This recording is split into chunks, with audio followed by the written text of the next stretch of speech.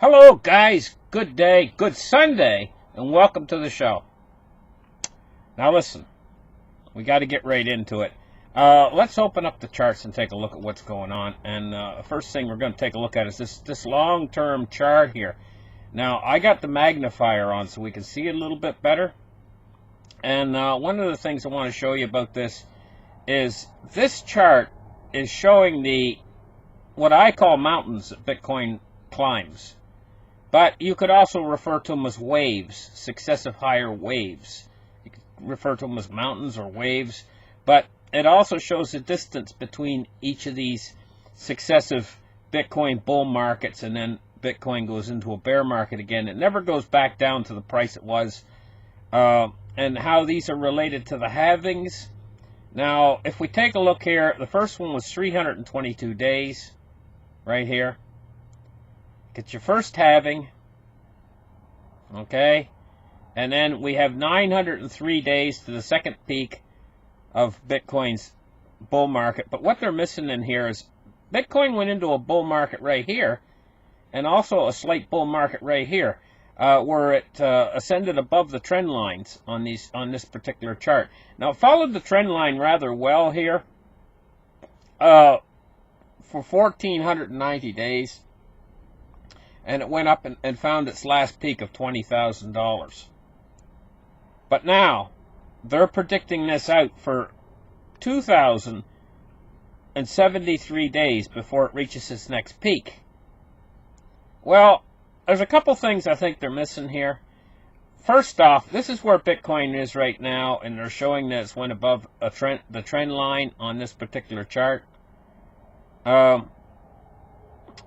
It's not following their chart exactly the way they predict it to. But there's a couple things they're missing here. And why it might not take 2,073 days on their chart to reach a price of roughly, it says on their chart, $350,000 in 2,073 days. Of course, we're already into that period. But 2,073 days is a long period of time. It's like, just figuring off the top of my head, was it like 6 years?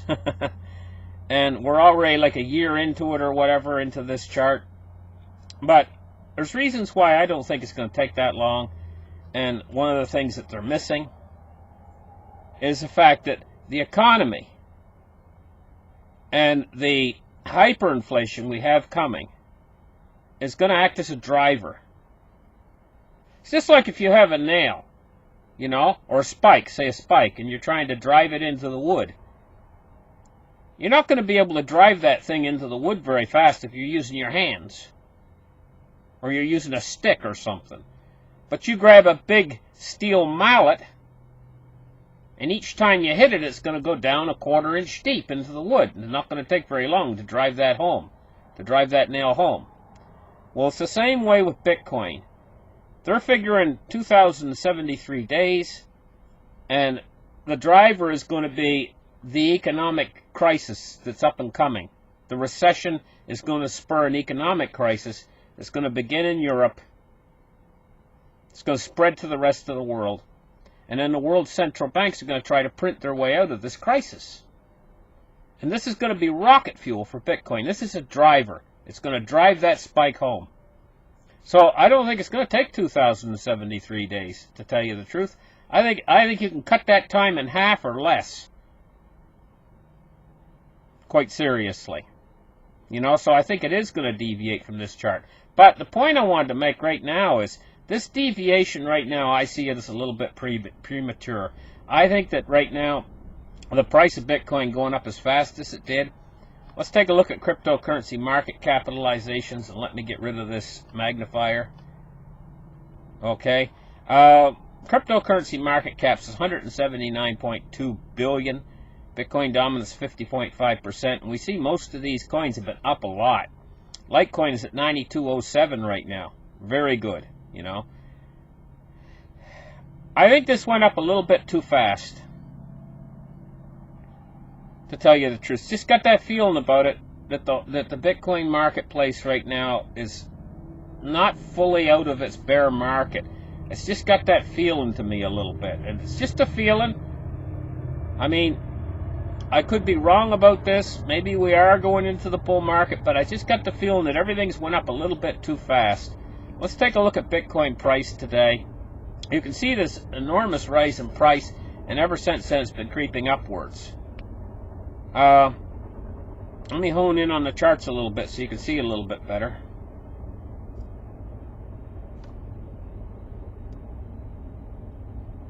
Bring this chart in a little bit so you can see a little bit better. There's an enormous spike upwards, and ever since then you can see it's been creeping upwards in price, you know. Maybe this will continue, but it just seems to be a little bit premature. Let's take a look at this article here. The bear market isn't over yet. Here's why. He says, with the current bullish week we have had in the cryptocurrency market, cryptocurrency trader and user BTC Macro posted a tweet advising that the bear market isn't over yet.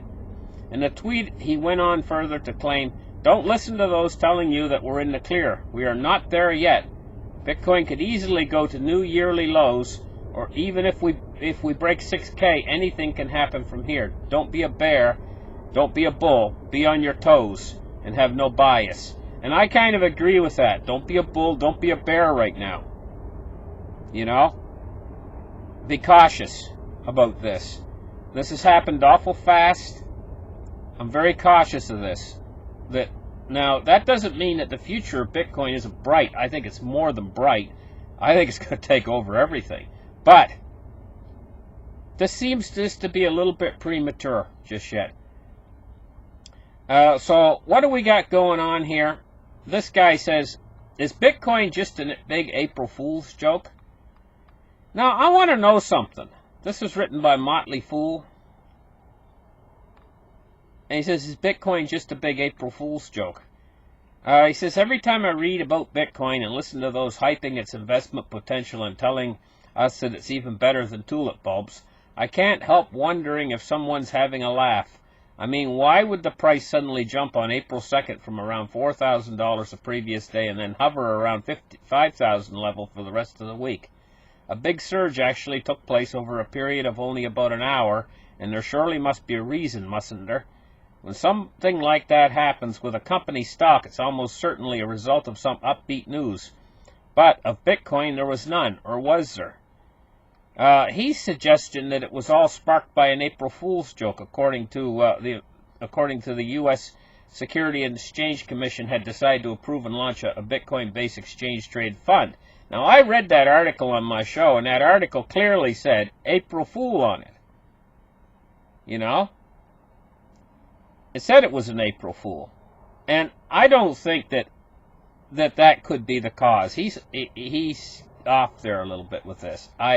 Because anybody in their right mind would never have believed, especially a person that's going to invest it probably took about $100 million worth of capital, liquidity, to bring Bitcoin up from where it was to where it is now. And this guy, he actually believed that was sparked by an April Fool's joke. He believes that somebody's going to invest $100 million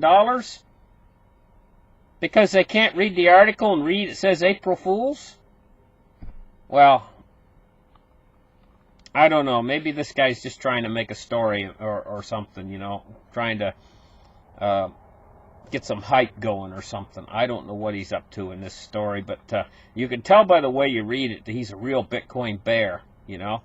But, you know, all these bears in the end, eventually even the best of them, like Peter Schiff, you know, eventually they're all going to end up buying Bitcoin in the end. And this is where we're going to get our last laugh at the end of the day, you know, because they're eventually going to buy in. And when they buy in, they're going to pay a hell of a lot more. A hell of a lot more. Listen, thank you guys for listening to this episode. Like and subscribe. Give me a thumbs up. Really appreciate my audience out there. All the men and women in my audience. Thank you, listeners. And we'll catch you guys on the next show. Bye-bye, guys.